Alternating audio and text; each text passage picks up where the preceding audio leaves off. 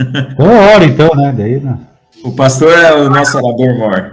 É, na oração final, outra pessoa ora, né? Isso. Então pode começar, pastor. Então tá bom, tá gravando, né?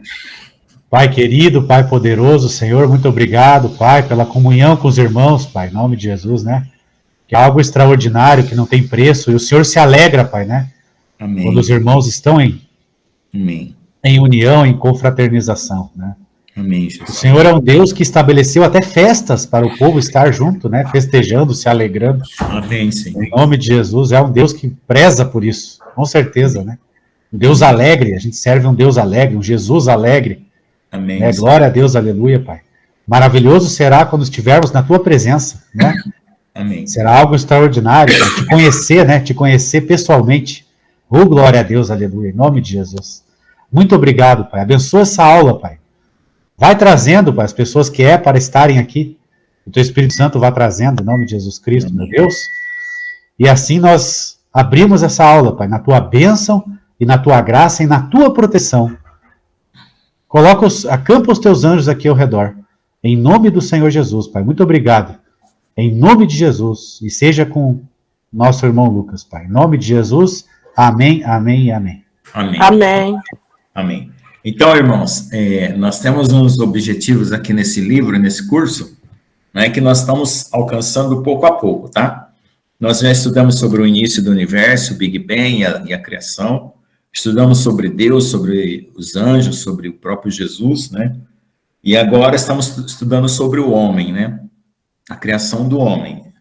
E tudo isso, e depois nós vamos ver sobre a queda dos anjos, que nós vimos a queda de Satanás, mas não vimos a queda dos anjos que corromperam um pouco mais a humanidade. Depois nós vamos ir para as criaturas das trevas, né, nos capítulos seguintes, até chegar na batalha espiritual, para a gente entender todo o contexto da nossa história, né? A nossa história, ela começa no céu, né? E vai terminar no céu, obviamente. E foi transformada em religião. Infelizmente, o que as pessoas entendem é que Deus, Jesus e as coisas que aconteceram no mundo são religiões. Ou seja, como um time de futebol. Tanto faz você ir para um lado quanto ir para o outro. É só uma questão de opção. E não é. Nós estamos numa batalha espiritual e isso define a nossa eternidade. Então, isso é o mais importante da gente ver. Que essa visão histórica da consciência, começando lá no céu até chegar de volta, né, porque nós estamos aqui numa passagem, ela foi relativizada, né, pelas religiões. E é por isso que as pessoas correm um risco muito grande, né? Porque Satanás fez todo o esforço que ele pôde para deixar as pessoas desinformadas, né? Então aqui nós estamos com um exército, né? Que embora parece que tenha 4 pessoas, né? Parece que tinha 18 pessoas quando começou a matrícula, né? Essa é uma tendência normal. Todas as coisas espirituais, elas vão sendo mais comprometidas, envolvendo mais compromisso. Às vezes as pessoas não podem, outros podem. Mas tinham 18 matriculados, hoje nós estamos com 4. Mas vamos perseverar, né? Vamos ficar firme até o fim e orar para aquelas pessoas que estão faltando se desembaraçem e voltem aqui, né? Porque eu acho que Deus tem um propósito conosco e nos mostrar tudo isso, né? Porque vai ser muito triste a gente estar de frente dessa realidade no futuro e não ter aproveitado enquanto podia, né?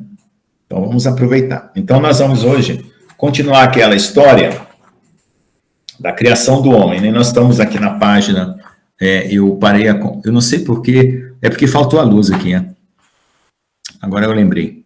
Faltou a luz aqui, eu estava compartilhando essa página 280, tá?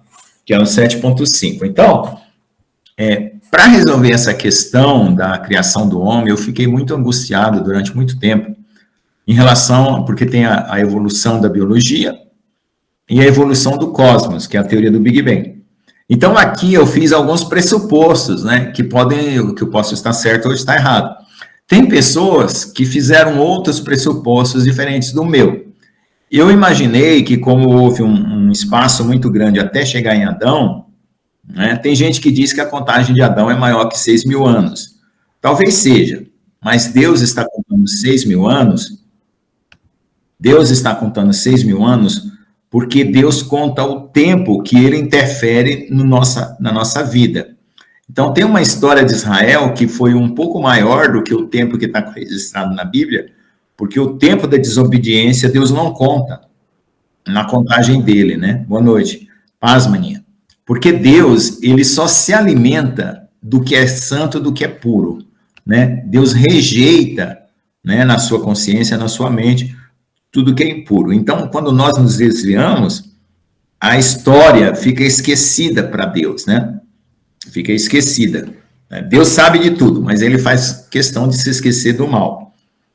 Então, essa questão de datas, né, da história humana, ela pode estar de Adão até nós em 6.000 anos literais, ou pode ter uma contagem que foi, vamos dizer, depurada, tirada os eventos ruins da história, e dá uma contagem de 6.000 anos no final. Então, tem gente que faz a hipótese de que, por exemplo, esses hominídeos, né, existe uma tabela de hominídeos, né, vou ver se eu acho aqui, só para a gente colocar aqui, hominídeos. Existe uma tabela de hominídeos que ela é muito confusa, sabe? Se você for estudar mesmo a história biológica desses homens pré-históricos, né, deixa eu ver se eu acho uma figura aqui que seja mais representativa possível, né?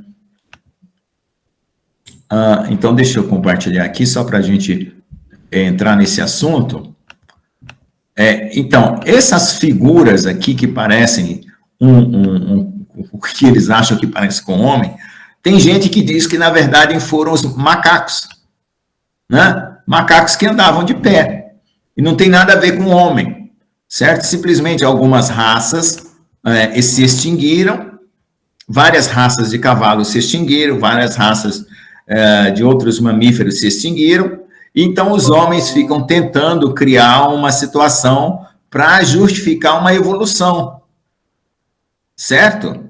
Com esses crânios aqui. Então essa é uma vertente, né? Espera só um pouquinho, pastor. Aí a outra vertente, que é o que eu estou falando, que é que é possível que Satanás tenha tentado fazer uma criação do homem para competir com Deus, porque Satanás, ele é um péssimo originalista, e ele fica imitando Deus em tudo. Então, essa é a minha vertente. Eu não tenho total certeza disso, né? Como também as pessoas não têm total certeza da vertente de que eles são realmente macacos que foram ordenados numa árvore para parecer uma evolução. Então, no final, nós vamos saber, Deus vai revelar o que houve nessa batalha. Essa batalha é uma batalha de ideias, certo?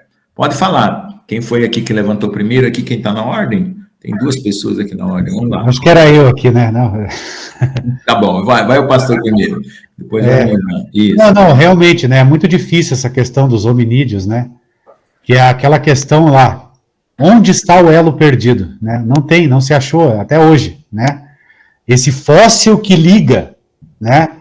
Que prove essas evoluções, né? Que provem a existência desses hominídeos. Não tem, né?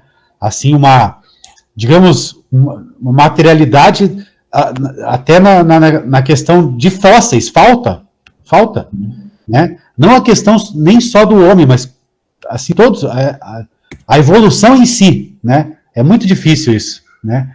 E se eu não me engano, nem em laboratório dá para reproduzir a evolução, essas coisas todas. Então é muito difícil isso, muito difícil. Eu não acredito, né? Quer dizer, a gente, como o irmão Lucas falou, Satanás pode ter, né? Mas tem muita dificuldade. Eu vi uma vez que uma pessoa que acharam lá um dente, que acharam que era do não sei o que, pitecos, não sei o que, no fim era um dente de cavalo. Isso, né? No fim era um dente de cavalo. Aí acham tal, mas falta substância, falta realmente, não é uma coisa assim que você pode dizer, não, é um fato, é provado, não é provado. Né? Não é. Pode falar, Gessé. Boa noite a todos. Não, é só fazendo uma observação. Eu tinha passado no Fantástico há muito tempo atrás que foram descobertos que a serpente tinha patas, que com a evolução foram atrofiadas. Eu não sei se isso é verdade. Né? Que as serpentes tinham patas. Elas não se rastejavam. Porque não tem um negócio lá que Deus fala que, não sei, que quando ela... Que Deus, quando... não tem aquela passagem que Deus falou que ia se rastejar? Não tem, que Deus que botou a serpente ela andava, tinha patas, e aí Deus colocou para ela rastejar. Isso tem fundamento? Tem fundamento. Na verdade, eles realmente estão tentando ver como encaixa isso, né, na biologia, né? Mas o precedente está na palavra de Deus, né? O precedente de que a serpente, né, tinha patas e passou a não ter patas. Já ouvi falar isso também, né? Questão aí. Mas também tem uma coisa, em relação a esses hominídeos, que é só voltando aqui ao assunto do hominídeo, essas concepções são artísticas, tá? De pedaços de ossos eles fazem esses homens. Agora, a questão da serpente, eu acredito que como descrição do Gênesis, ela é verdadeira, né? Realmente a serpente, mas a serpente, você tem que lembrar que ela tinha um duplo papel ali no Jardim do Éden, né? Ela era o animal que estava sendo usado por Satanás e era também um querubim que tinha caído fazendo uso ali de uma situação, tá? Então, tem gente que acredita que Satanás estava ali numa cor de bronze, porque na Rash, que é serpente em hebraico, é a mesma palavra para usado por bronze.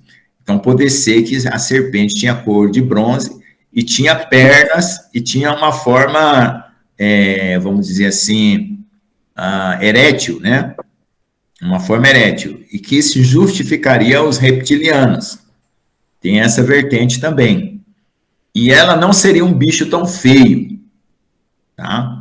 Porque ela estava brilhosa, adornada de algum brilho, de alguma glória. E tem gente que acha que ela era realmente um animal. Então, no hebraico, tem esse detalhe que você consegue tirar da tradução. Tá? Uhum. Pode falar, pastor. Não, realmente, tem essa questão é difícil também. Eu até creio que realmente, como o irmão Lucas falou, a Bíblia diz serpente, né? Deus fala, né, através da Bíblia, que era uma serpente. Mas eu não duvido que o próprio anjo mesmo apareceu lá, o próprio Lúcifer pode ter aparecido, né? Não em forma humana mesmo, né? Eu não descarto, também existe essa possibilidade, né? Isso. Tá bom, irmãos? Então, essa concepção desses rostos aqui é concepção artística, tá? Pode não ter essa aparência a partir da ossada que é obtida, certo? E muitos crânios são montados a partir de fragmentos muito pequenos, tá? E a própria história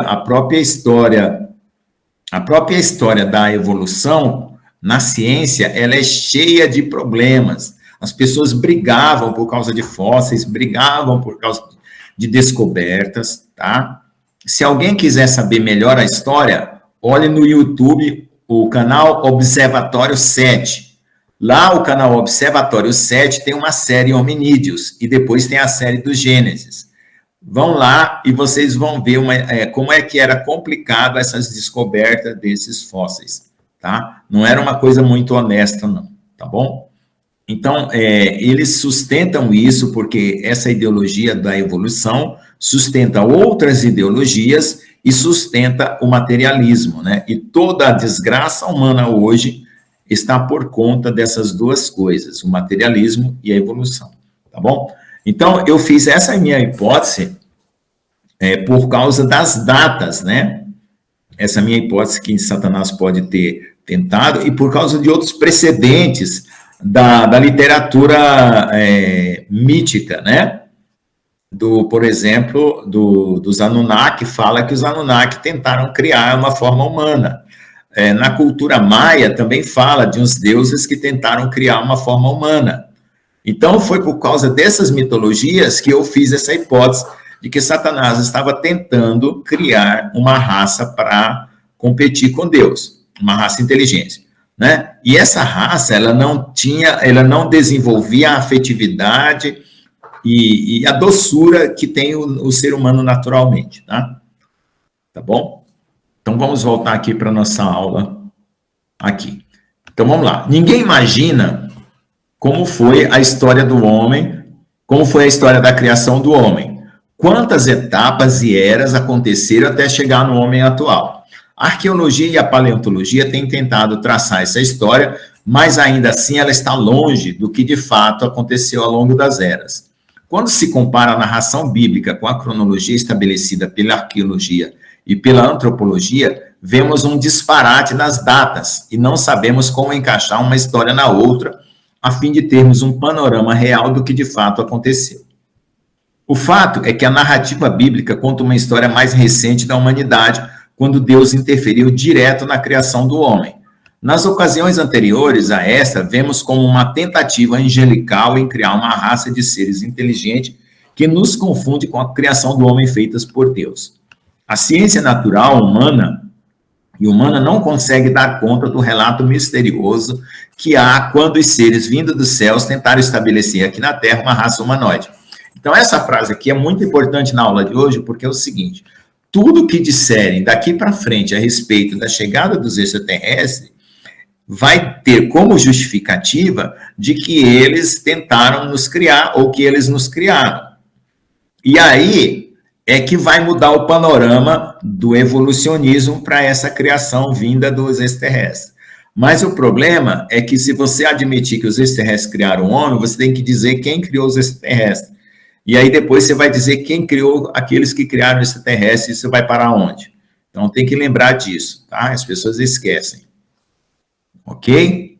Então é possível que esse paradigma esteja a ponto de ser mudado.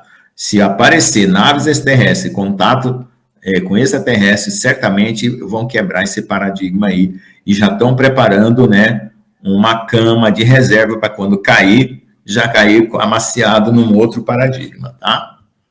Ao que parece é que havia um projeto de um ser inteligente desde antes de imaginarmos o homem andando sobre a superfície da Terra, mas que por razões de interesses já corrompidos, esse projeto não se estabeleceu por completo, pois o resultado dele foi uma raça dominada e escravizada desde sua origem.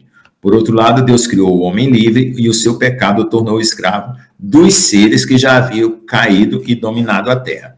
Então, a gente sabe que realmente os anjos são anteriores aos homens e eles já haviam, né, uma parte dos anjos caído e dominado a Terra, e se tornaram escravos. Então, uma visão que a gente tem que recuperar é que Deus criou a Terra para o homem, né?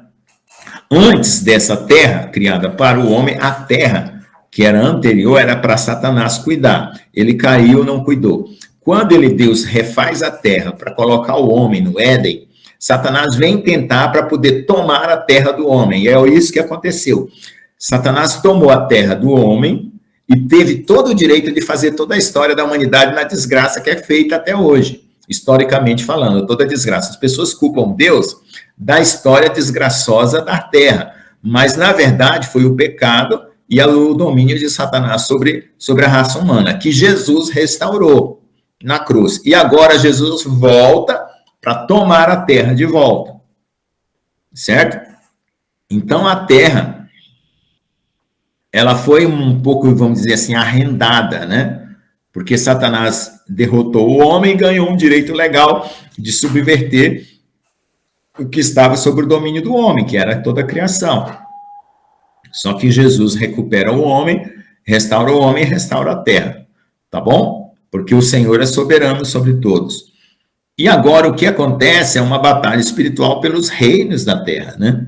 É por isso que a sétima trombeta diz que quando for tocada a sétima trombeta, o Senhor se tornará rei sobre todas as nações, tribos e línguas, né? Então esse é o desenrolar da verdadeira história, que é a história celestial, tá?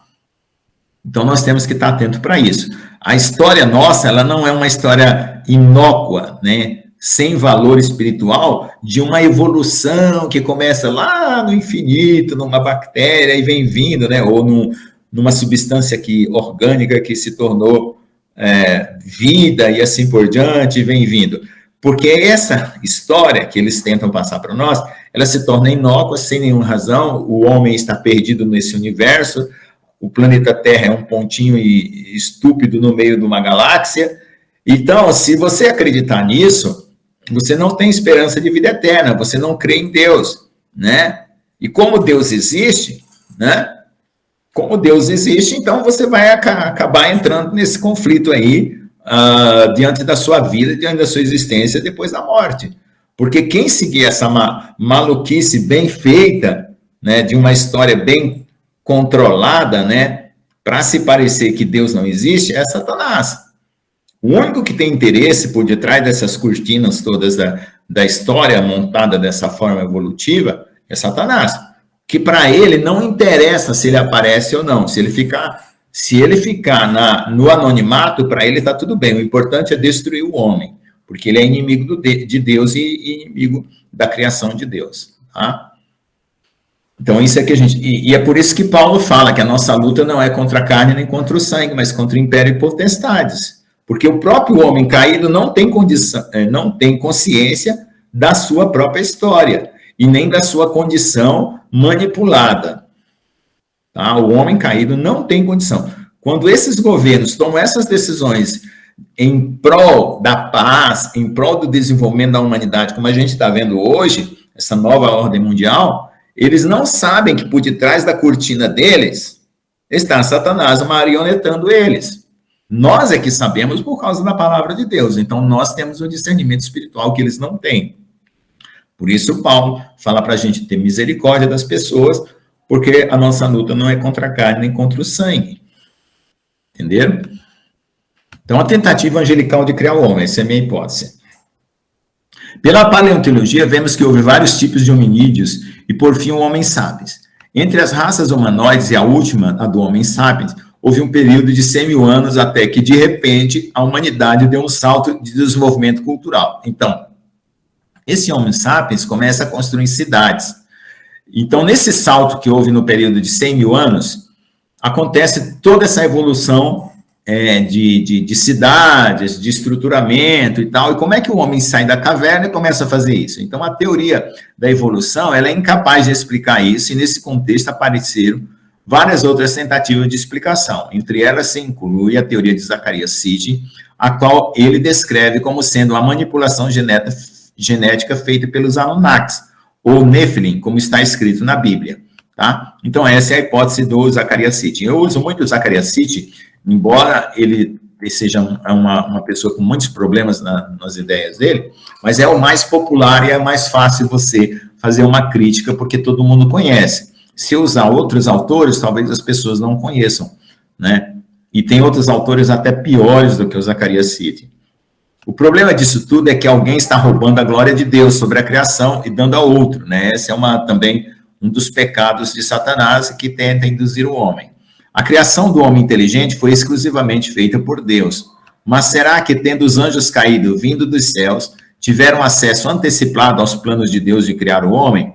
Por quê? Nós vimos que os anjos, eles têm conhecimento extensivo.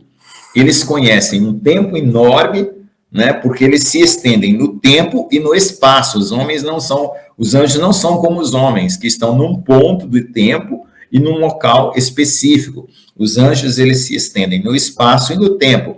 Então, se eles estendem no espaço e no tempo, pode ser que eles tenham recebido, né? Ou sabido de alguma forma que haveria de ser criado o homem, e por isso, como eles eram anjos rebeldes, tentaram criar uma prole para eles, tá? Até para ser adorado, porque era isso que Satanás queria. E quando caíram, apressadamente fizeram várias tentativas genéticas de se adiantarem na frente de Deus, a fim de receber a glória da criação. Pois, afinal, se vê nos textos antigos do Oriente Próximo a atribuição da criação de outras coisas sendo dada a esses deuses. Tá? Sempre os deuses criaram alguma coisa, nas lendas antigas. De certo que eles também tentaram atribuir a eles mesmos a criação do homem e não ao único Deus Todo-Poderoso, conforme descreve os textos das tabuletas sumérias, traduzidos por Zecharia Sitchin. Até que, finalmente, veio o próprio Senhor e criou o homem do pó da terra, o qual chamou de Adão e soprou nele o fogo de vida. Ou seja, dando a ele um espírito inteligente, coisa tal que não era possível para os anjos caídos, mas o fizeram de forma alternativa, manipulando a sua amálgama pelo seu DNA. Então, na verdade, se houve uma tentativa de criação, os anjos caídos tinham que manipular geneticamente as criaturas para poder conseguir algo melhor, tá? A tentativa dos anjos caídos era formar um reino paralelo ao de Deus, lotado de soldados quase humanos dispostos a lhe servir, né? Isso concorda com os textos sumérios descritos por Zacarias 7. Somente que o próprio Deus frustrou seus planos e, finalmente, após várias tentativas perversas desses anjos, o Senhor introduziu o homem na terra à sua peculiar maneira. Isso explicaria o que a Bíblia chama dos escolhidos antes da fundação do mundo, né? Então, Deus, ele não preparou ninguém para a perdição, tá? Então, aqueles que têm recebido, talvez, uma sentença maligna, tenha sido criados ou manipulados geneticamente por Satanás. Essa é uma hipótese, né? Mas na história, tanto na história evolutiva, como na história bíblica, a gente vê mistura de raças, tá? Então, significa que Deus, o sacrifício de Jesus, é poderoso para salvar qualquer um, desde que haja arrependimento. E essa natureza de arrependimento, né, ela vem pela linhagem do homem, de Adão. A linhagem de Satanás é uma linhagem dura, ímpia. E quando a Bíblia chama de ímpios, lá nos Salmos e no Velho Testamento, são os filhos dos gigantes. É uma linhagem maligna sem dó, sem piedade, sem bondade. Então, dentro de nós, se houve uma mistura genética da nossa linha adâmica com a linha maligna, dentro de nós compete, né, essas duas linhas, tá? É por isso que nós precisamos da fé e do arrependimento para nos mantermos fiéis, né? Eu, por exemplo, por não saber se eu tenho alguma mistura genética perversa na minha linhagem, eu já orei, eu falei, não, se eu tiver, vamos dizer, eu tenho 80% do meu DNA adâmico, 20% do meu DNA é nefilim. Então, na minha consciência, eu já orei, Senhor Deus, em nome de Jesus, eu cancelo toda a minha linhagem nefilínica e creio em Ti, me arrependo dos meus pecados, me coloco nas Tuas mãos para ser salvo. Você entende? Porque Deus é o Pai, Deus é o Criador, a gente não deve nada a Satanás. Eu estou falando de hipóteses, tá? Estou falando de hipóteses. A gente não deve nada a Satanás e não deve, né, dar lugar ao maligno. É por isso que a gente mostra para Deus que a nossa verdadeira origem espiritual está nele, tá? E se a gente toma essa posição e rejeita o maligno, né, nós estamos realmente confirmando com Deus a nossa vocação celeste. Porque o que o homem vai fazer agora, a partir de agora? Oferecer vida eterna através da tecnologia. Não tem aquele historiador lá, aquele judeu magrelo lá, que eu não sei o nome, Yuri, a irmã Gina sabe o nome. Irmã Gina, digita o nome dele, daquele judeu historiador lá, aqui para me lembrar. Então, ele fala que não existe Deus, que eles vão transformar as pessoas em deuses, né? E que não é para a gente acreditar que Jesus ressuscitou, que não existe vida eterna. Então, esse está sendo o paralelo que eles estão criando contra o Evangelho.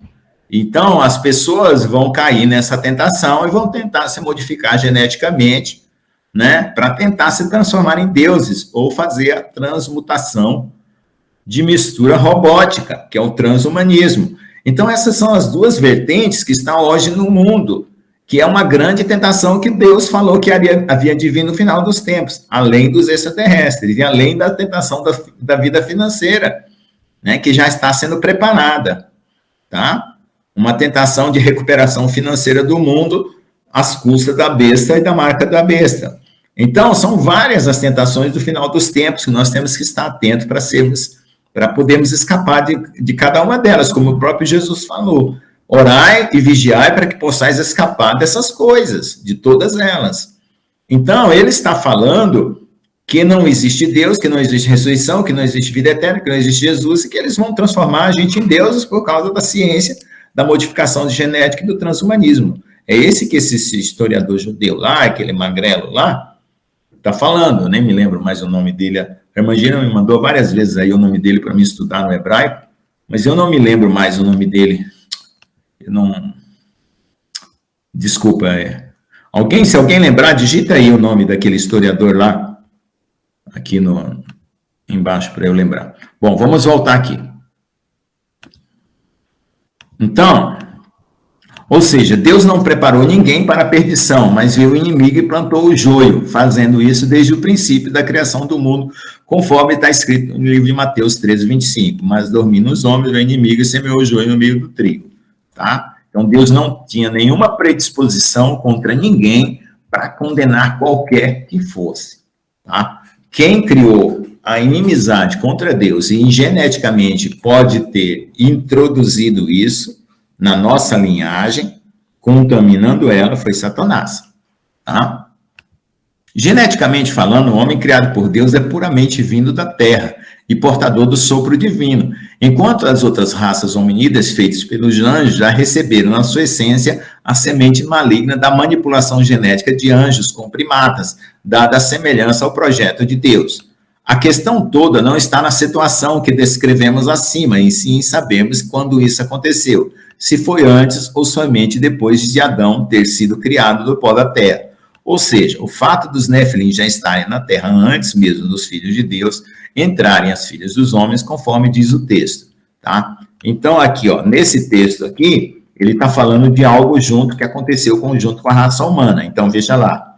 Havia naqueles dias gigantes na terra e também depois, quando os filhos de Deus entraram as filhas dos homens, e delas geraram filhos. Esses eram os valentes e houve na antiguidade, homens de fama.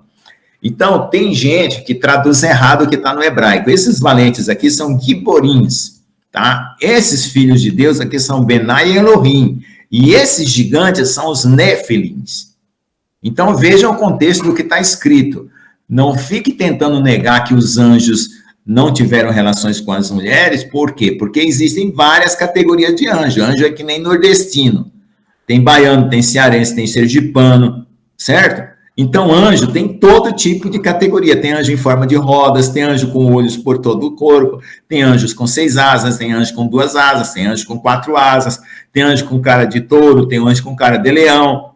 Então, as pessoas ficam dizendo que existe uma categoria de anjos que tinha a forma humana que poderia vir ter feito isso, tá? Então, isso tem que tomar cuidado. Então, a palavra gigante no original é Nephilim, quer dizer caído, certo? Então, já havia naqueles dias caídos na terra, e também depois, quando os filhos de Deus entraram nas filhas dos homens. Então, houve uma primeira queda, né, os primeiros caídos, e depois dessa concepção com as mulheres, outra segunda queda. E nessa queda, ó, os filhos de Deus, né, que poderiam ter se mantido na situação de filhos de Deus, geraram esses giborinhos, que são os valentes. Então, nós temos 3 categorias aqui: caídos, filhos de Deus e giborins. E aqueles que vieram depois, que são o quê? Os Nefilins, depois desse fato. Então, tem que interpretar melhor esse texto, para não negar que houve essa usurpação, né, genética de alguma forma, tá? Tanto os anjos que abandonaram a sua habitação, que é o seu corpo, tá? Não é só a morada, porque corpo e morada estão relacionados. Você não consegue viver na água, seu corpo foi habilitado para viver na terra, o peixe para viver na água. Então, corpo e morada estão relacionados. Então, eles abandonaram a sua morada para ter essa condição, tá? Não teriam sido essas últimas mais uma tentativa de hibridização de anjos com a raça humana, né? Afinal, aqui valeria um ponto de exclamação, né? Não, um ponto de interrogação, né? Isso. Deixa eu colocar aqui. Ó, ponto aqui de interrogação. Eu acho que encontrei outro erro aí no meio do caminho, depois eu volto. Afinal, para a primeira tentativa, recai o fato de que os animais foram criados antes dos homens, e eles tentaram cruzar anjos com macacos. É possível, pois essa seria a forma mais próxima de um hominídeo se parecer com a que eles tinham antecipadamente visto no céu, dentro do projeto de Deus. Tá? Pode ser que eles tentaram misturar com os animais, com os outros animais. É por isso que os deuses da antiguidade têm cabeça de bicho e corpo de homem. Portanto, antes do homem na terra, houve uma geração de seres que viviam segundo seus impulsos naturais e que durou como cultura enquanto durou o conteúdo dos anjos caídos. E não prosperaram além disso, porque não podia ir além do que os anjos caídos com seus progenitores poderiam lhe oferecer, sendo esta a geração pré-adâmica. Esse conteúdo grosseiro e soberbo habitou nesses seres na forma de um cérebro primitivo, muitas vezes chamado de cérebro reptiliano ou cerebelo, o qual formou o instinto que hoje habita nos animais, até de certa forma no homem, devido à contaminação do pecado pelas raças. Mas ao aparecer o homem criado por Deus, a criação recebeu um novo impulso de inteligência, pois essa tinha um cérebro mais desenvolvido. Então, essa é outra hipótese em relação ao que estava presente nessa época, tá? Tudo bem? Vamos ver aqui mais um pequeno parágrafo sobre a manipulação dos materiais formadores do homem. A palavra de Elohim relata que o homem foi criado por Deus à sua imagem e semelhança do pó da terra. Este pó, sendo composto de argila ou minerais, poderia muito bem ser a base da constituição orgânica do homem, porque os argilo-minerais é rico em material orgânico e em água, tá? Pois esse material de finas partículas é rico em materiais orgânicos e em água, constituindo a matéria animal. Então, pode ser que Deus, quando ele fala do pó da terra, ele está se referindo aos argilos minerais, tá? O surgimento do Homem Sapiens. O surgimento do Homem Sapiens é a justificativa da teoria da evolução para o aparecimento do homem atual no meio do panteão de criaturas hominídeas, evidenciadas pelos fósseis encontrados. Contudo, mesmo admitindo-se que o homem atual tenha surgido em algum lugar do passado, a teoria da evolução não consegue explicar o salto evolutivo depois de 100 mil anos em relação a demais criaturas hominídeas. Então, todos os animais, né, tinham uma cultura muito primitiva e, de repente, dá um salto. E outra coisa, criar ferramentas para quebrar e para cortar, os macacos fazem isso, tá? Aquelas pedras lascadas que são usadas para quebrar e cortar, os macacos fazem isso. Os macacos sabem criar ferramentas e eles não são evoluídos, tá bom? Então, só o fato de ter ferramentas não é suficiente para explicar a evolução do homem a partir de uma ancestral primata. Então, agora vamos para a parte espiritual. Preparação do mundo material. De acordo com Alistair McGrath, que é um autor cristão, que nesse livro aqui, a doutrina da criação declara que a livre formação do universo, ex nihilo, né, feito do nada, significa que não havia qualquer impedimento para o distinto caráter e a marca de Deus fosse impressa nessa criação. Então, Deus, ele optou por criar as coisas da forma como ele criou, ele não tinha nenhuma restrição. Que é uma pergunta do Einstein. O Einstein perguntou se Deus tinha tido alguma restrição para criar o universo. Essa impressão divina é encontrada no Logos. A contingência da criação significa que nada ocorreu necessariamente, ou seja, nada do que existe resulta de uma decisão em que Deus foi forçado a agir de determinada forma, e não da forma que ele mesmo determinou. Segundo essa concepção de necessidade, a criação traria na sua marca própria, e não a imagem e semelhança de qualquer outra força e divindade. Então, Deus, ele foi totalmente livre para criar as coisas como ele criou. O conceito integral de contingência da criação carrega em si a ideia de que Deus se relaciona com o universo e não de forma arbitrária ou obrigatória, mas por meio da liberdade de sua graça e vontade, quando, por puro amor, criou o universo e fundamentou em seu próprio Logos, que é Jesus, ou racionalidades transcendentes. O ordenamento observado na criação não é consequência de Deus ser obrigado a atender necessidades externas, mas a expressão de sua própria decisão soberana de criar o mundo à sua maneira específica. Ou seja, o que ele está dizendo em todos esses parágrafos aqui? Que Deus teve total liberdade de fazer as coisas que ele fez da forma como fez, por puro amor. E não nenhuma dessas contingências, né, ou não houve nenhuma que forçasse Deus a alguma coisa, tá? O mundo material, na verdade, é o resultado de uma série de condições que se iniciaram no mundo espiritual. Do ponto de vista metafísico, a perfeição da criação foi predeterminada espiritualmente por Deus. Considerando a criação do nada de Deus, não ficou condicionado à necessidade de algo, mas ele teve plena liberdade de escolher como fazer. Uma vez que o universo passou por diversas eras, cada uma delas determinou as condições que temos hoje, né? Existe uma longa cadeia de fatores interligados cuja história do universo não pode ser ignorada. Então, se você quer considerar o que aconteceu, né, o que tem hoje, você tem que considerar quais foram as etapas que nós passamos, né? Desde quando Deus criou todas as coisas no princípio. Ok? Então, essa é uma discussão. Se alguém quiser fazer um comentário, eu fiz um pouco rápido aqui. Tá? Pode falar, tia.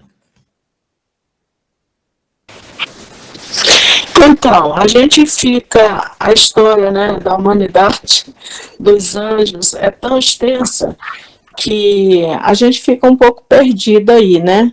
Uhum. Eu realmente, há tempos atrás, eu fiquei meditando, meu Deus, como é que essas criaturas aí surgiram, né?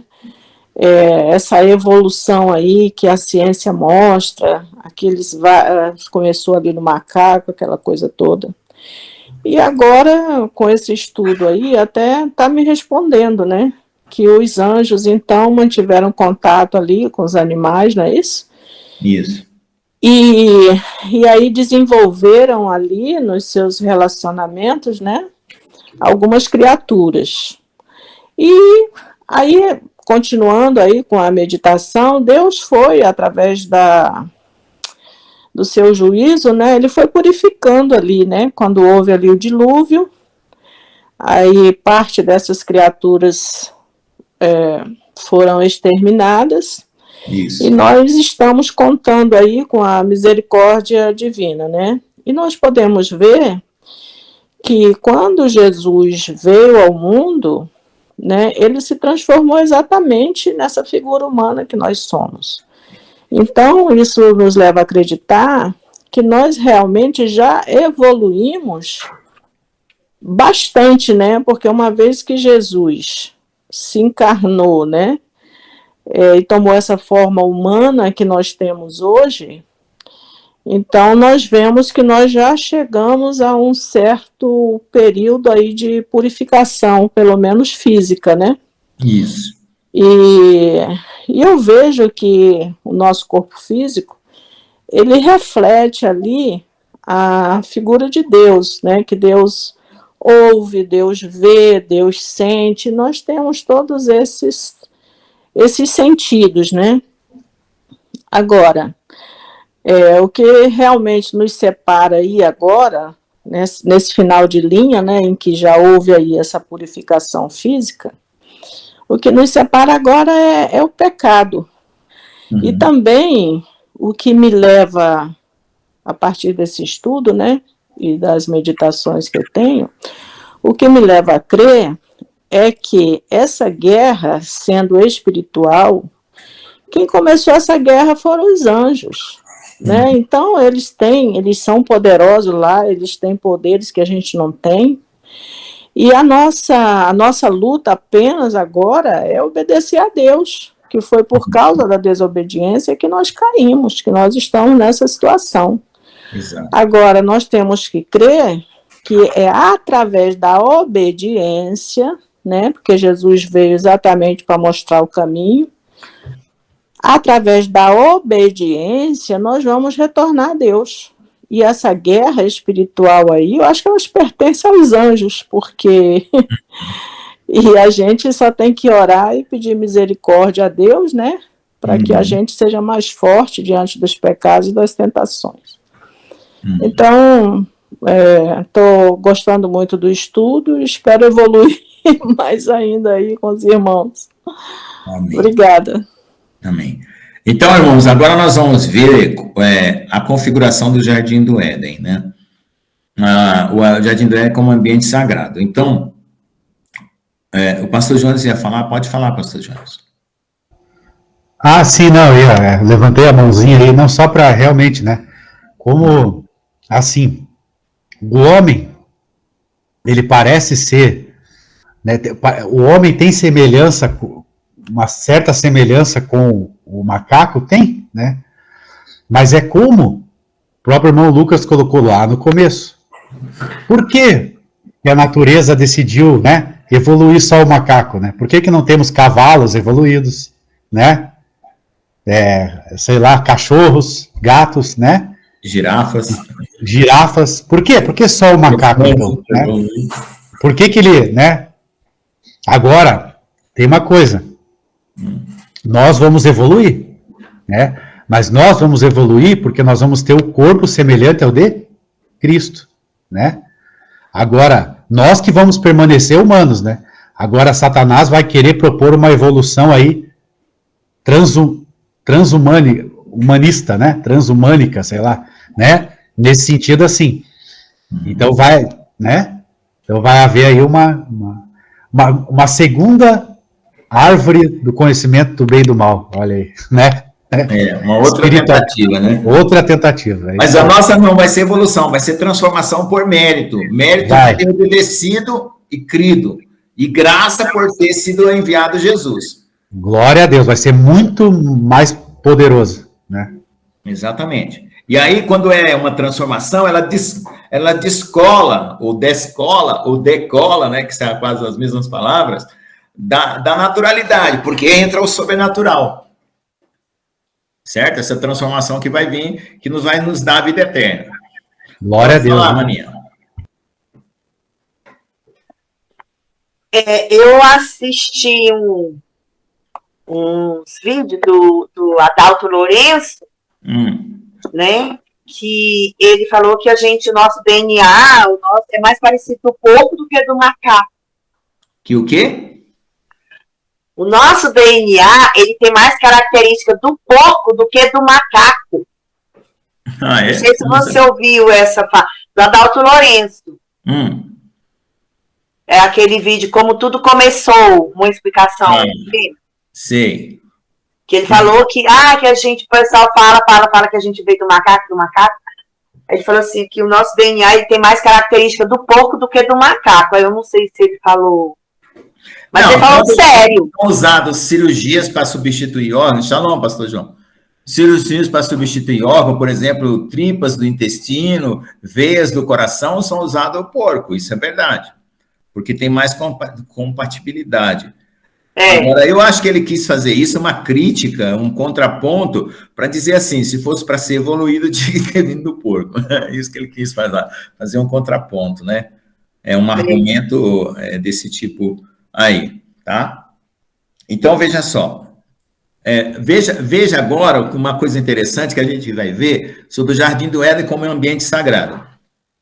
Se a gente ignorar o mundo espiritual, irmãos, nós nos perdemos totalmente na explicação das coisas. A gente entra em loop, tá? É o que acontece com a psicologia, é o que acontece com a biologia, é o que acontece com a física, certo? Com a paleontologia, com a arqueologia. Se você ignorar o mundo espiritual, você entra em loop, tá?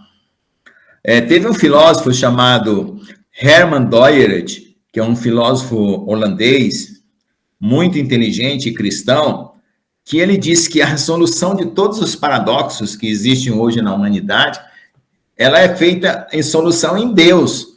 Então, como as pessoas não admitem Deus, elas não conseguem resolver esses paradoxos na ciência, e nem nas outras linhas científicas, né? Então, existem vários paradoxos que eles não conseguem resolver.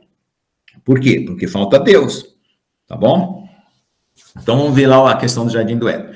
Gente, esse curso aqui, além de nos dar uma visão ampla da criação, do fim dos tempos, da batalha espiritual, ele tem toda uma estrutura para nos defender de certas ideias, né? Ele não tem toda a verdade absoluta, porque também tem as hipóteses que eu fiz baseado nos contextos, tá? Então, nós vamos ficar atentos, sermos fiéis, orarmos, conversar com Deus no nosso particular, e à medida que nós vamos avançando, Deus vai nos dar. Porque Moisés, mesmo tendo subido no monte, ficou 40 dias conversando com Deus, e 40 anos convivendo com Deus no deserto, ele não tinha todas as respostas, ele precisava confiar em Deus, andar pela fé, certo? A fé nunca vai ser, enquanto nós não tivermos de face a face com Deus, a fé nunca vai ser extinta, ela vai sempre ser necessária, e Deus não vai dar tudo agora, ele vai dando aos poucos, tá? Mas à medida que a gente vai avançando nessa batalha, nós vamos precisar confiar e saber que coisas vão ser reveladas até o final dos tempos, tá certo? E até lá, quando nós estivermos na presença de Deus, Deus vai nos contar tudo. Mas é por quê? Porque a fé é necessária, porque ela purifica o coração. Por conhecimento, se fosse por conhecimento, contar toda a história para todo mundo, até os demônios voltariam para o céu. E é isso que Satanás quer. Se Satanás voltasse para o céu, ele destruiria todos os que já estão lá e queria destruir Deus e a criação de Deus. Então, Deus colocou essa barreira, né? Igual essa barreira que a gente tem aqui no cérebro, né? Que as substâncias não sobem, fazendo até um paralelo aí. Deus colocou essa barreira de que as coisas não são por conhecimento, para que o coração que vá até ele seja um coração puro. Porque se for por conhecimento, o diabo também tem muito conhecimento, e ele participou da história, né? Então ele sabe muito mais detalhes que a gente. Então, não é o conhecimento que salva, o conhecimento ele nos dirige para uma fé mais sólida.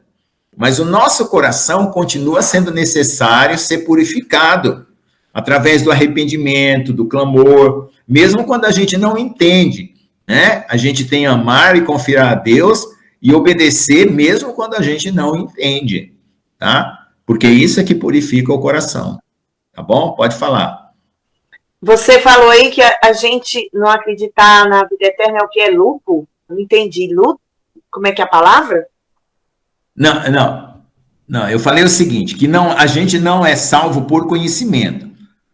O conhecimento, certo? Ele nos acrescenta a fé porque ele nos consolida, nos solidifica. Mas o que é preciso sempre dar um passo, mesmo com poucas informações, mesmo não entendendo tudo, por fé para purificar o coração. O conhecimento é o lucro, porque cada vez mais que a gente aprende mais alguma coisa, a gente está lucrando. Mas lucro, né? Lucro. Se eu falei, eu não me lembro se falei essa frase, mas se eu falei, foi nesse sentido. Não, você falou assim, porque eu não entendi, mas é lucro, né? É lucro. Pode falar, tia Ricardo.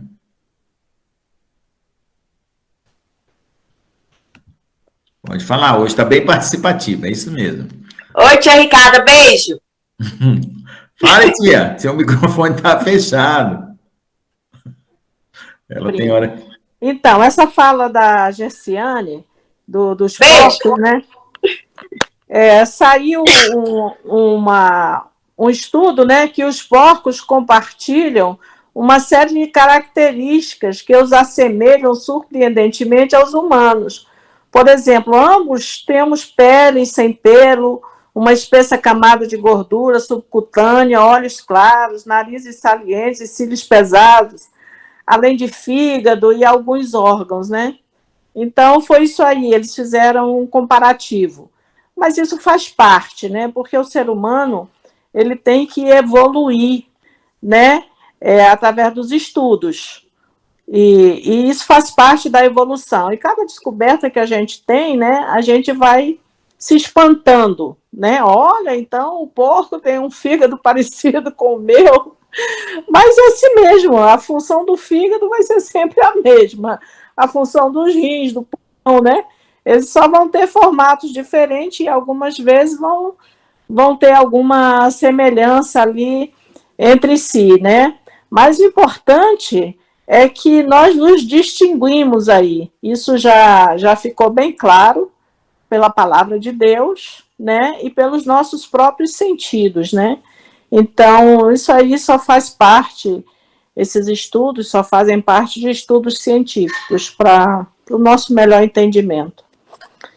Tá bom, obrigada. Então, vamos ver alguns aspectos espirituais. Tá? Saudade, tia. Beijo. Eu acho que o Adalto Lourenço falou isso para poder parar de falar que a gente veio do macaco. Eu acho que ele queria dar uma quebra nesse negócio. Tá certo. O Adalto Lourenço é muito bom, eu conheço, ele é uma benção, né? Isso mesmo.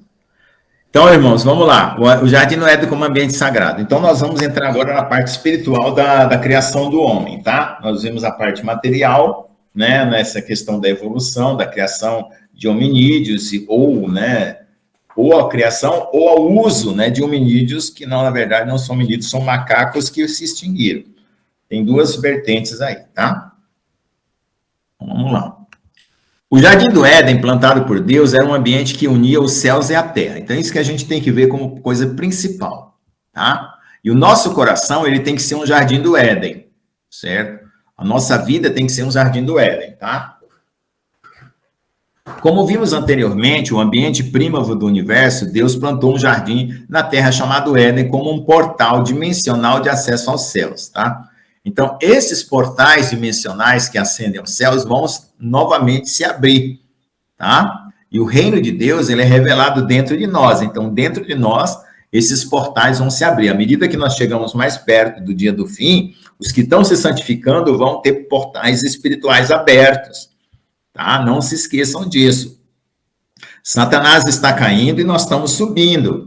E a nossa vida espiritual cada vez vai ficar mais purificada. Lembra que eu falei que a vida de Adão ela era pura e foi contaminada? Agora está sendo o contrário. A nossa vida estava contaminada e está sendo purificada, certo? Ele era um espaço do governo celeste na Terra, uma espécie de embaixada celestial na Terra. No primeiro mundo, ele era governado pelos anjos. Assim como o sacerdote da criação, o querubim da guarda, poderia transitar entre dois mundos, material e espiritual, por meio desse portal. Então, no primeiro mundo, não havia o homem, era só os anjos e o Jardim do Éden já estava. No segundo mundo, o Jardim do Éden era governado por Adão. No mundo pré-adâmico, o Senhor tinha criado a serpente e a tinha estabelecido como um dos principais animais terrestres na época. Assim como os serafins nos céus, as serpentes têm aparências nobres e inteligentes, andavam sobre suas patas e possuíam uma linguagem própria, assim como os demais animais. Então, se você fosse comparar cada animal a uma linha angelical, certo? Para você fazer uma relação entre o que existe no mundo material e o que existe no mundo espiritual, você compararia o homem a Deus e os animais aos anjos, certo? As serpentes seriam os serafins, os leões, os touros e seriam os querubins, entendeu? E as águias, tá? Então, se você for fazer essa relação, tá? Então, preste atenção nisso. No mundo pré-adâmico, o Senhor tinha criado a serpente e a tinha estabelecido como um dos principais animais terrestres na época. Assim como os serafins nos céus, as serpentes tinham aparência nobre e inteligente. Andavam sobre suas patas e possuíam uma linguagem própria, assim como os demais animais. Então, depois nós vamos ver essa questão da fala dos animais, tá? Contudo, a soberba de Satanás fez com que esse animal que o representava aqui na Terra perdesse seu legado de dignidade, passando a primazia dos animais para o leão, a figura bíblica que representa Jesus. Então, veja só, como a serpente ela foi usada por Satanás e Satanás tinha caído, a serpente passou a representar a própria imagem de Satanás. Então, a serpente também decaiu. Se ela tinha patas, ela passou a se rastejar, certo? Sinal de queda, tá? Então, o que acontece? Se a criação não tivesse havido queda, talvez a figura da serpente seria uma figura nobre até hoje, mas ela não é mais uma figura nobre por causa da queda de Satanás. E quem que é a figura nobre que entrou no lugar? Que nós representamos como a nobreza? O leão. Por isso que Jesus é chamado do leão da tribo de Judá, certo? Então, veja o deslocamento das figuras terrestres e celestes. As aves do Éden representavam reis e anjos, reinos e anjos. Quando a palavra de Deus fala de uma árvore para uma descendência, é porque a figura da árvore nos faz lembrar que a origem do homem foi na terra, ou pó da terra, assim como é para uma árvore. Portanto, a palavra raiz tem sinônimo de origem de uma determinada raça humana ou angelical. Dessa forma, o Senhor fala com Nabucodonosor por meio do profeta Daniel. Aí veja só, olha o que Deus fala para o profeta Daniel. A árvore que viste, que cresceu e se fez forte, cuja altura chegava até o céu, que foi vista por toda a terra, cujas folhas eram formosas e o seu fruto abundante, e quem para todos havia sustento, debaixo da qual moravam os animais do campo, e em cujos ramos habitavam as aves do céu. Está vendo? Um monte de descrições do que era essa árvore. És tu, ó rei, que cresceste e te fizeste forte. Tá? Então, essa árvore que Daniel interpretou no sonho que ele teve, né, do que o próprio Nabucodonosor era o próprio rei, que tinha tido todas essas prerrogativas, sustento, os animais moravam debaixo, tinham ramos, as aves do céu habitavam e tal, era o rei. Então, por isso que eu estou dizendo aqui em cima que árvores, né, no Éden representam reis, anjos e reinos. A tua grandeza cresceu e chegou até o céu, e o teu domínio até a extremidade da terra. Então, o reino de Nabucodonosor foi um reino grandioso. De forma semelhante, o Senhor fala com o faraó do Egito. Então, agora vamos ver o que Deus fala em termos de árvore com o faraó do Egito, tá? Nós vimos com o Nabucodonosor. E sucedeu que no ano 10º do terceiro mês, ao primeiro mês, que veio a minha palavra do Senhor, dizendo: Filho do homem, dize a faraó, rei do Egito, e a sua multidão: a quem é semelhante na tua grandeza? Eis que a Síria era um cedro do Líbano, tá vendo? Um povo se comparado a uma árvore, de ramos formosos e sombra e ramagem de alta estatura, e o seu topo estava entre os ramos espessos, tá vendo? Desta forma, ele detalha que Faraó teve seu crescimento proporcionado pelas águas do Nilo. Aí vamos continuar aqui, ó. Foi até o verso 3. As águas o fizeram crescer, o abismo exalçou, as suas correntes corriam em torno da sua plantação, e ele enviava os regatos a todas as árvores do campo. Tá? Então, está comparando o crescimento das árvores, né, com as águas do Nilo. Tá?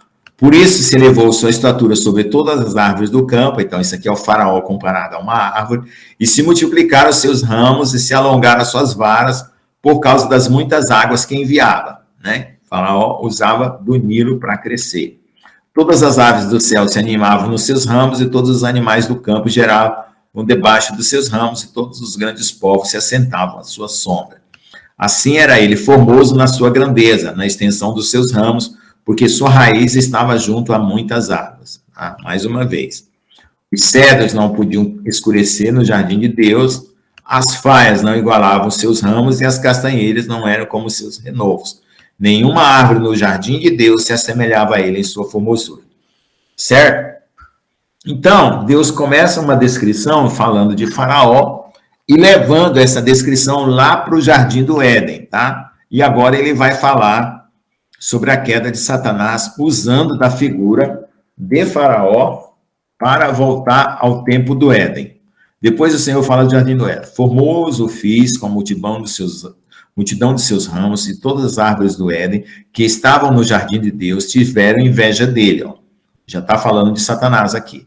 Portanto, assim diz o Senhor Jeová: como te elevaste na tua estatura e se levantou o seu topo no meio dos espessos ramos, e seu coração se exaltou na sua altura, eu o entregarei na mão das mais poderosas das nações, que lhe dará o tratamento merecido pela impiedade, o lançarei fora. Tá? Então, aqui Deus está misturando o que aconteceu com Satanás com o que aconteceu com a soberba do Egito. Tá? Os estranhos mais formidáveis das nações o cortaram e o deixaram, e caíram seus ramos sobre os montes, e por todos os vales os seus renovos foram quebrados, por todas as correntes da terra, e todos os povos da terra se retiraram da sua sombra e o deixaram. Todas as aves do céu habitavam sobre a sua ruína, e todos os animais do campo se acolheram sob os seus ramos, para que todas as árvores junto às águas não se exaltem na sua estatura, nem levante o seu topo no meio dos ramos espessos, nem as que bebem as águas venham a confiar em si por causa da sua altura, porque todos estão entregues à morte até a terra mais baixa, no meio dos filhos dos homens, como que descem a cova. Tá? Então aqui o Senhor está combatendo a soberba, né, de Faraó, e comparando essa soberba de Faraó a uma árvore, né, que tem todas essas qualidades de abrigar, de ter uma estatura alta e assim por diante. Em seguida, o Senhor da sua queda é descrito ao inferno. Agora, ele vai novamente falar da queda de Satanás, tá? Assim o Senhor Deus, no dia em que ele desceu ao inferno, fiz em que houvesse luto, fiz cobrir o abismo por sua causa, e retive as suas correntes, e elas detiveram-se. Cobriu o Líbano de presa dele, e todas as árvores do campo, por causa dele, desfaleceram. Tá? Deixa eu só ver aqui onde eu estou.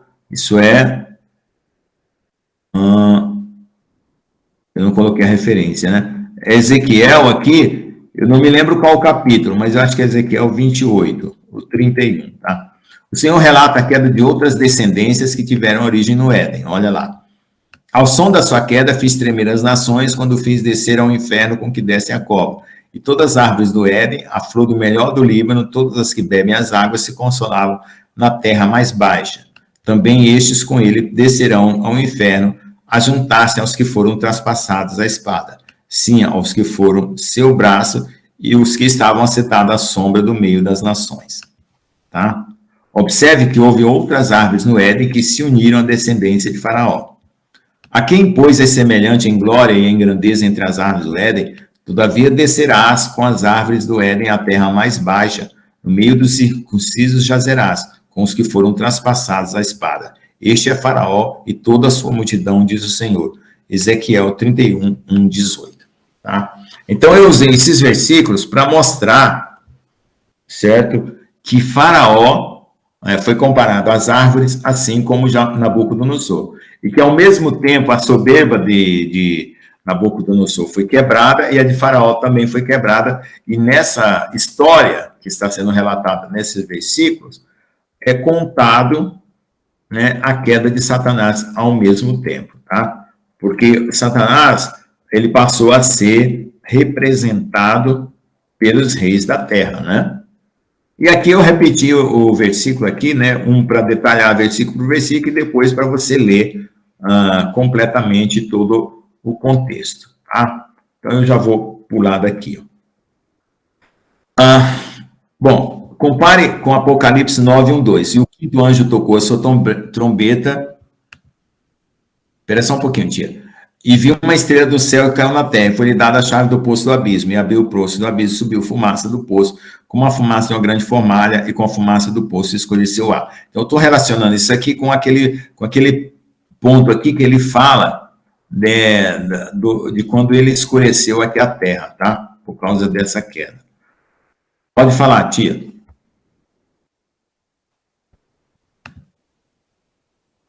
Tá falando sem o microfone, tá fechado. Para variar. Eu me empolgo aqui e me esqueço do microfone. Então, me referindo aí a esse último parágrafo que você leu, né? Que o Satanás, ele sempre se coloca ali por trás desses homens, né, que se julgam poderosos, né? Como foi com Faraó e foi com todos esses que a gente conhece, né? O rei lá da Babilônia, essa coisa toda. Isso tudo, né, nos mostra que até hoje é assim, né? E agora, a gente que está aí nos últimos dias, a gente vem percebendo, né, que ele está ali, assim, pela figura, né, dos presidentes, né, que ele tá por trás ali de toda a destruição, né, que a gente vem acompanhando aí. Quer dizer, a nossa vida é uma história, é uma guerra, né, desde a hora do pecado, né, da desobediência, até a gente voltar para o seio de Deus, vai ser sempre uma guerra. E tudo isso aí que a gente vê vai servir de quê? De estudo para nós, né, para a gente saber ali quem é de Deus e quem não é, né? Porque os poderosos sempre se julgam os donos, né? Você vê que o Satanás tenta lá dizendo, basta você me adorar que eu te dou todo o poder. Então, isso aí já nos mostra que quem está por trás dos poderosos, né? Isso. Então, que Deus nos guarde da soberba e nos faça ver sempre, né, que quem está acima de nós é somente Jesus Cristo, né? Que nós não devemos nos curvar para os homens, mas somente para Deus. Amém. Isso mesmo. Ok, irmãos? Então, agora, nós vamos fazer essas conclusões finais aqui, né? Eu fiz esse livro em forma como se fossem artigos, e os artigos estão se conectando. Ele tem uma estrutura de artigo, porque tem um resumo. Eu esqueci de colocar palavras-chave, né? Tinha palavras-chave, mas eu coloquei objetivos, né? Introdução e tal, um debate, aí depois uma síntese e uma conclusão, né? Então, é como se fossem artigos conectados, né? E aí eu usei tanto uma linguagem que dá para todos entenderem, e também uma linguagem que eu uso referências, citações, né, notas de rodapé, para que qualquer pessoa, desde o nível universitário até qualquer um leigo, possa ler e entender, tá? Então, foi bem articulada esse texto aí nesse sentido. Mas mesmo assim, como eu fiz tudo, né, capa, diagramação, ainda tem erros ainda aí que eu estou refazendo aí. Me perdoem os que compraram essa edição, né? Se eu puder, eu mando para cada um de volta uma edição grátis da nova correção que eu puder fazer, eu mando com o maior carinho e amor, porque eu não estou fazendo isso para ganhar, né, nada, não, a não ser o reino dos céus. Tá bom? Então, vamos fazer a nossa conclusão. Então, nós estamos fechando aqui a etapa pré-adâmica, tá? E aí, agora, o próximo capítulo, né?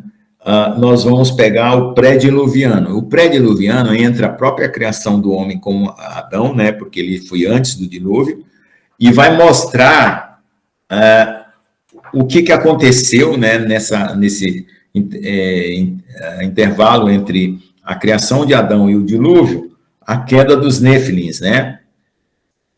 Então, aí nós já temos um contexto, né? Por que esses Nefilins estavam aqui querendo se meter com as mulheres e quais eram as intenções que eles tinham, tá? Então, isso vai ser o próximo capítulo, que é o capítulo 8, mundo pré-diluviano, e depois o capítulo 9, que é a chegada dos Nefilins, tá bom? A colonização nefilínica. E o capítulo 10 vai ser o mundo pós-diluviano, até nós entrarmos na batalha espiritual, que a gente vai ter o contexto atual, tá bom? Só lembrando uma coisa, nós já estamos na parte 2 do curso, eu dividi esse curso em 2 partes, que é a preparação para entender o Gênesis e a própria descrição do Gênesis, que é o que nós já estamos fazendo, tá bom? Então, como eu prometi, eu preenchi a lacuna entre o versículo 1 e 2 do capítulo 1 de Gênesis, né? Já passei pela criação ali, né? Saltei toda aquela parte da criação dos animais, criação da terra e do sol e da lua, né? Na verdade, o sol já existia, ele só foi colocado numa posição como luminar junto com a lua, e então nós já penetramos no capítulo 1 de Gênesis, tá? Aí nós vamos penetrar mais daqui para frente no capítulo 2, que é a criação do homem em si, certo? A queda e o dilúvio, tá? De uma outra maneira de revisar a própria palavra de Deus, tá bom? Então, eu espero que vocês considerem a palavra de Deus como verdade, da maneira como ela foi escrita, ela não tenta ser tão científica quanto se espera, mas existe muita situação que dá para dar umas inferências científicas muito boas, o que significa que ela tem muito mais do que ela está simplesmente colocada ali na letra, né? Tem muito mais por detrás de tudo aquilo, tá? Eu não sou de uma linha teológica, tá? Eu vejo que a teologia falta em muitos pontos a respeito, porque quando ela faz essa teologia comparativa com a cultura dos outros povos, ela rebaixa a palavra de Deus. Eu fiz o contrário, eu exaltei, né? Então, eu procuro fazer o que Jesus falou, né? Buscar a glória de Deus e não a minha glória. Amém? Então, vamos lá. Vamos fazer essas conclusões aqui. Nós vimos até agora como a história dos céus e da terra e também do universo se desenrolou. A esta altura, estamos em um ponto da antiguidade onde a história nos seus registros acadêmicos são pensadas serem mitos, né? Do ponto de vista humano, todo mundo descreve isso como mito, nós já não pensamos mais assim. Contudo, essa história prossegue nos capítulos seguintes, e à medida que os homens surgem formando a sua cultura na Terra, esses registros históricos vão sendo apagados, tá? Então, nessa transição entre o mundo dos anjos e o mundo dos homens, falta registros, né? Poucos são os registros que existem, tá? E até o homem formar a cultura dele, porque ele, depois da queda, ele precisou se restituir culturalmente, né? Porque ele já tinha a presença de Deus ali que dava tudo, né? Mas ele teve que construir uma cultura no mundo. Então, até ele chegar no nível de cultura, para descrever a própria história, ficou esse vazio também. Dentro dessa perspectiva de interação do mundo espiritual com o mundo material, apenas o mundo material permanece, ficando o mundo espiritual para uma dimensão paralela que hoje é ignorada. Mas diante dos mistérios que ainda persistem, o homem olha para eles sem entendê-los. E então surgem as mais diferentes teorias que só trazem confusão e alimentam ainda mais essa guerra espiritual, onde o mal se aproveita da ignorância humana em conhecer a sua origem em Deus. Então, né, tudo que reside ainda na questão de ignorância, né, se a gente não vai estudar a palavra de Deus e não vai conferir a Deus a autoridade da sua palavra, a gente só vai entrar em confusão e só vai alimentar ainda mais essa guerra. Então, por isso que a gente tem que ter cuidado de não perder o foco da palavra de Deus. A partir do próximo capítulo, entraremos no livro do Gênesis propriamente dito, onde tudo que ficou para trás foi resumido em apenas 2 versículos. No princípio criou Deus os céus e a terra era sem forma e vazia, havia trevas sobre a face do abismo. Então, agora, esse versículo fica muito mais claro para todos nós, né? Essas duas situações aqui, por que elas existiram, né?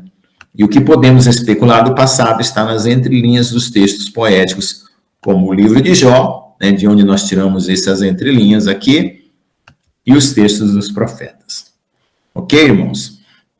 Então, agora vamos para o capítulo do mundo pré-diluviano. Ok? Alguém quer comentar mais alguma coisa? Que nós vamos mudar de assunto. Quando a gente muda de assunto, tem o efeito porta, né? Eu não sei se vocês sabem, quando a gente sai de uma sala para a cozinha, o nosso cérebro acostuma com os ambientes, e quando a gente atravessa uma porta, você esquece o ambiente anterior, porque se você guardasse todas as memórias, o nosso cérebro saturaria. Então, nosso cérebro, ele faz troca, né? Um ambiente por outro, ele troca a memória para não ficar acumulando, tá? Nós só usamos a memória recente, imediata daquilo que nós estamos precisando, apesar de que existe a memória profunda da sequência temporal que nós estamos vivendo. Mas, normalmente, você não lembra do que você almoçou na semana passada, na quinta-feira. Então, entendeu? São coisas que ficam para trás. Então, quando eu faço essa mudança, eu quero saber se está consistente o que foi colocado até agora, né? Porque agora entra mais uma novidade. E essa novidade tem que se encaixar no contexto do que já foi dito. Então, o crescimento do conhecimento ele tem que ser orgânico. Ele não pode ser empelotado, né? Pegou um capítulo, pegou outro capítulo, é pelota, e nada se conecta. Não, tem que ser orgânico. Então, novo conhecimento tem que se encaixar no corpo do velho. É um organismo crescendo com cabeça, tronco e membros. Entendeu? Tá? Se alguém quiser fazer uma pausa, quiser deixar para outro dia, quiser sugerir alguma outra coisa, fiquem à vontade. Senão eu vou continuar aqui, porque nós temos mais uns 30 minutos. Normalmente a nossa aula dura quase 2 horas, entre os bate-papos, as intervenções e a aula. Alguém quer falar mais alguma coisa? Meu sobrinho, eu acho que por mim tá bom, porque já foi muita informação, né? E aí eu acho que esse posicionamento seu, né? Eu tenho estudado tanto ultimamente que às vezes embola tudo. Eu tenho que me dar um tempo para poder organizar na minha mente, né? Isso. E realmente, isso aí que você falou tem lógica, né? A gente não fica se lembrando o que comeu ontem e tal, a gente tem que ir ali amaciando o cérebro, né? Para poder entender melhor. Tá bom. Então, tá bom, irmãos. Então, vamos deixar por hoje, né? Porque tem muita informação, vocês têm que também fazer pegar o livro, quem tem o livro, tá? Faz como eu faço na universidade, né? Eu já estou numa certa altura do meu curso, aí eu pego o livro assim, ó, deitado na cama, eu vou folheando e tentando lembrar o que foi dito, tentando linkar o que foi falado, ver algum ponto que não foi conectado, que você ficou em dúvida, vai fazendo essa folheagem assim, ó, só de folhear e olhando os títulos e lembrando do que foi dito.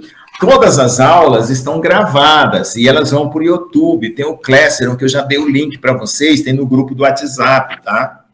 No grupo do WhatsApp, vocês todos estão lá. Então, lá tem o link do Google Classroom, tá? Que vocês podem rever qualquer aula lá, que é postada aqui, tá? E eu mando individualmente para cada um, né? Para todos lembrar da aula. Então, não se esqueçam de fazer essas revisões, de dar essas repassadas, conectar o que ficou pendente, para não ficar aquele negócio chafurdado de muito conhecimento, tá bom?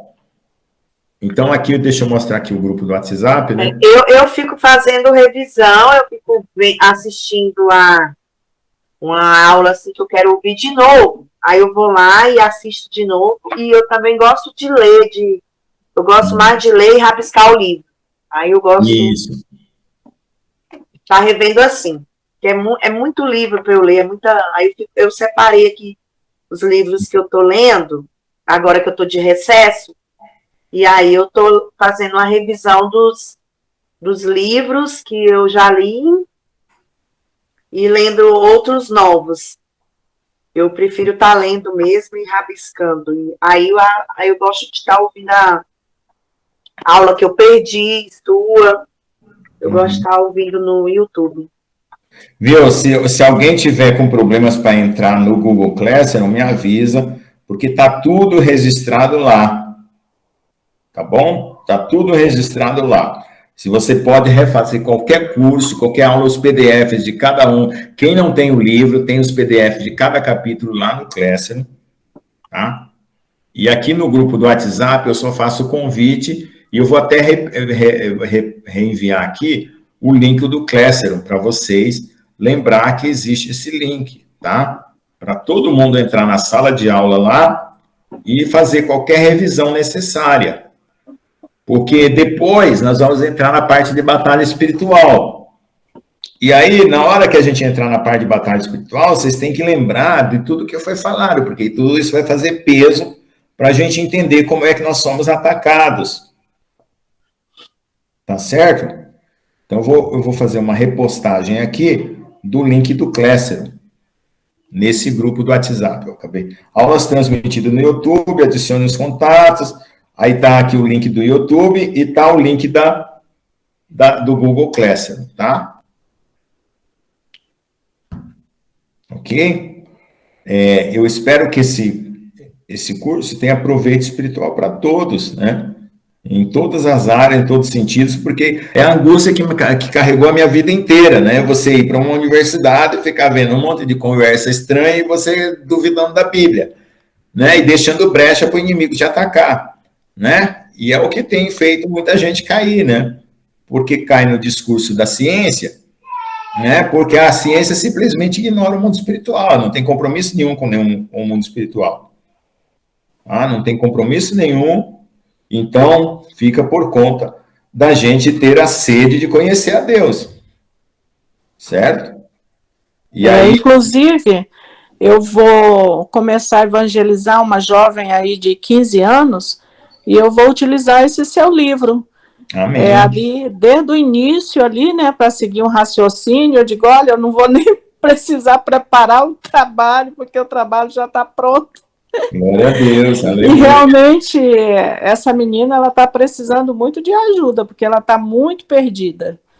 E o inimigo já está usando ela até para roubar a própria avó, né?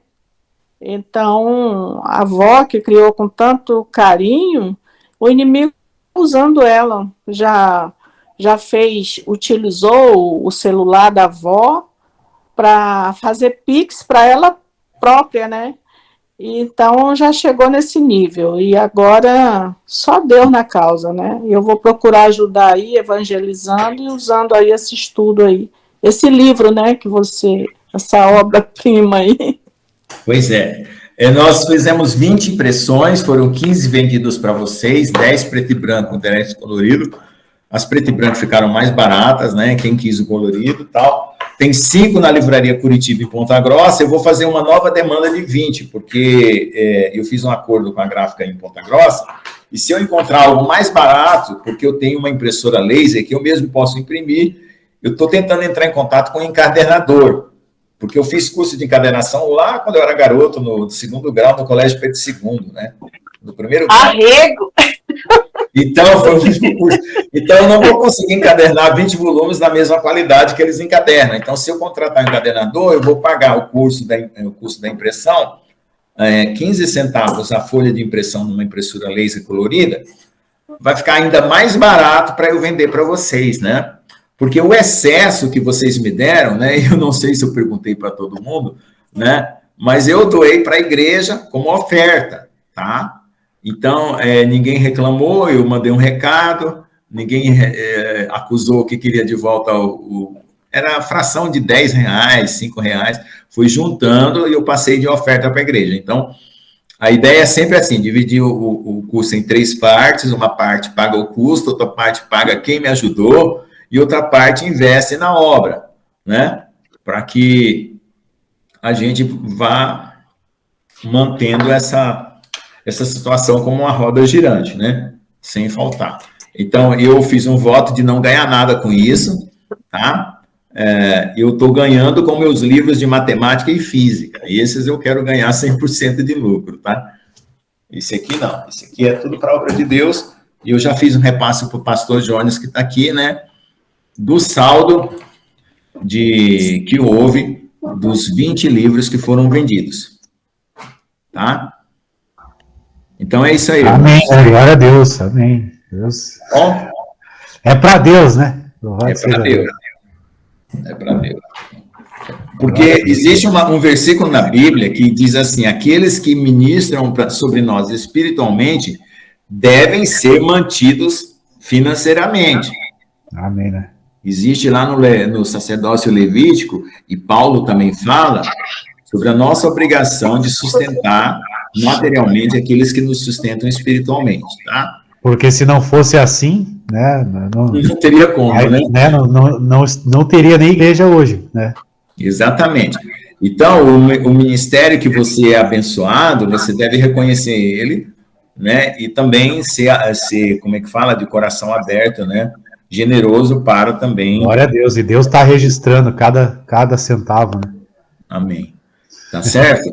Essa é a nossa obrigação, abençoar os nossos pastores, porque eles se dedicam a vida inteira, né? Eles não têm um trabalho secular, né? Alguns não têm um trabalho secular, né? Então se dedicam 24 horas por dia ao ministério espiritual. Eu e a pastora Nilva é integral, não tem... É integral, tá certo? Então lembrem-se disso também. Tá bom? Eu não gosto de fazer aquele tipo culto de oferta, de sacolinha, né? Aquela exortação da sacolinha, eu não gosto. Sabe por quê? Porque o dízimo e a oferta é um termômetro na igreja. Se o povo é saudável espiritualmente, o povo oferta liberalmente.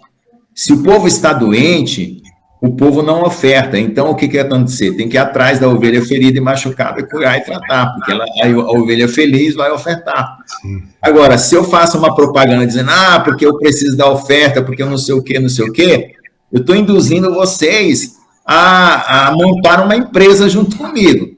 Sim. E isso não é a visão do reino de Deus. A visão do reino de Deus é você ser grato.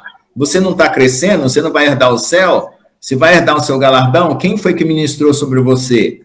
Então, como eu não vou receber nada porque eu já tenho meu emprego, o que você ofertar, oferte para a igreja, para os nossos ministros que estão aqui nos apoiando, tá bom? Que infelizmente a gente vê muita coisa errada, né?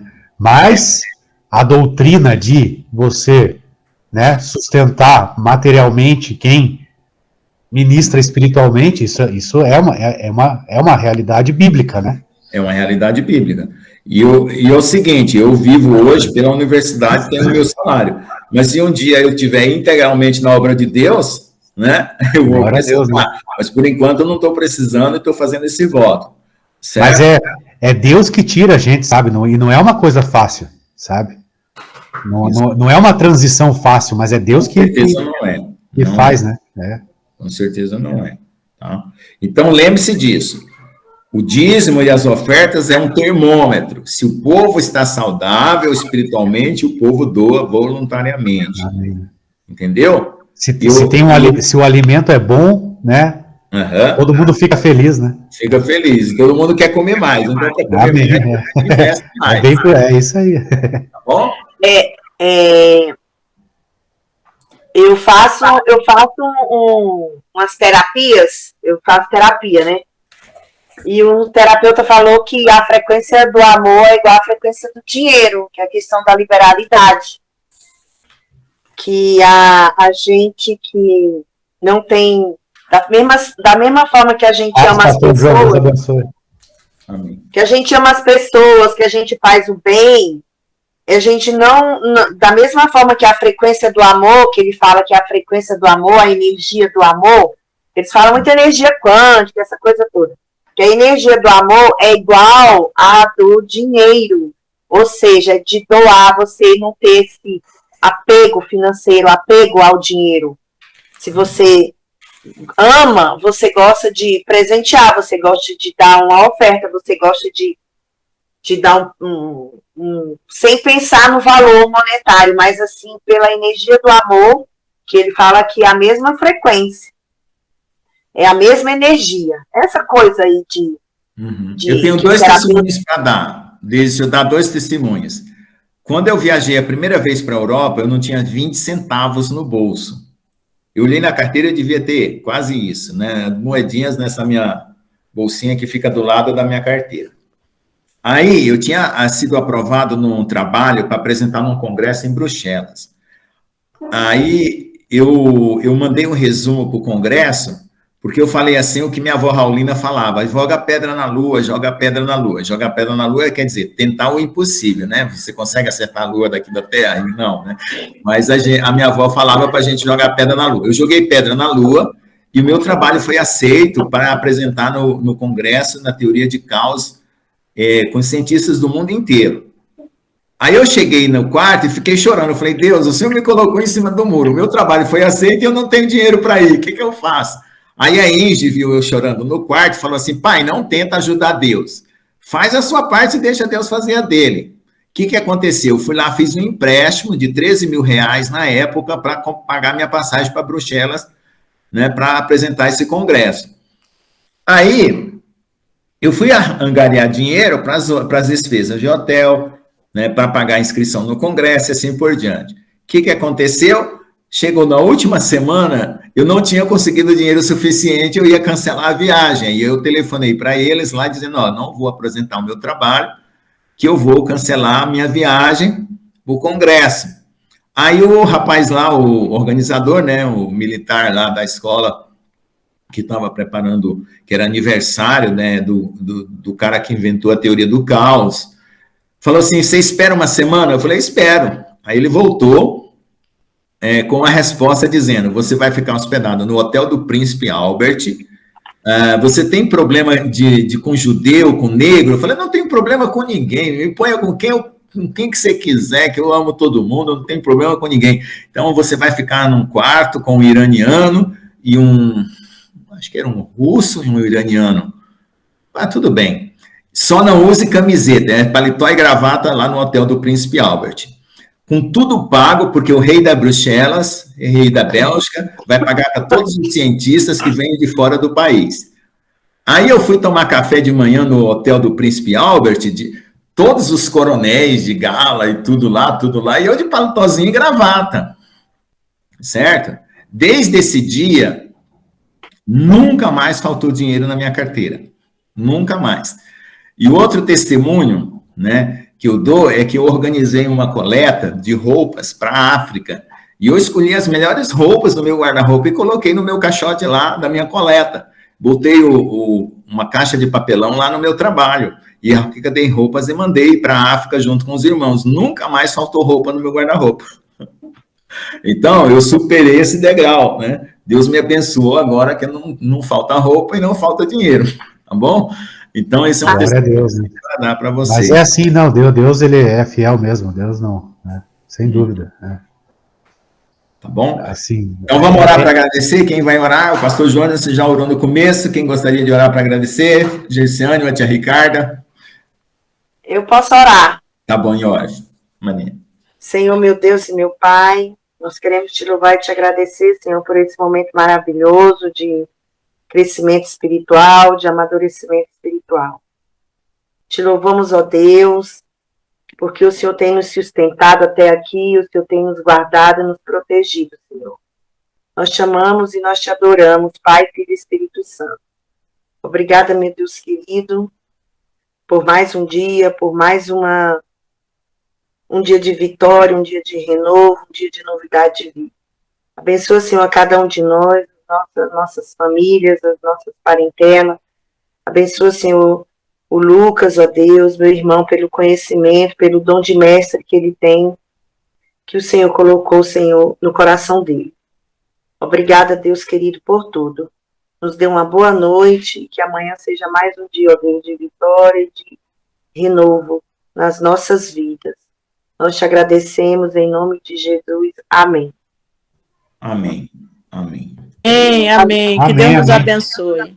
Glória Obrigada a Deus. Deus aí, abençoe a todos também. Obrigado. Tchau, tia Ricardo. Vou encerrar a gravação aqui. Tchau, meu amor. Fica com Deus.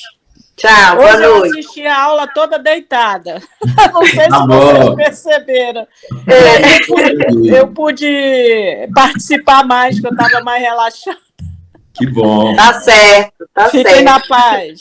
Paz. Amém. Amém. Boa noite.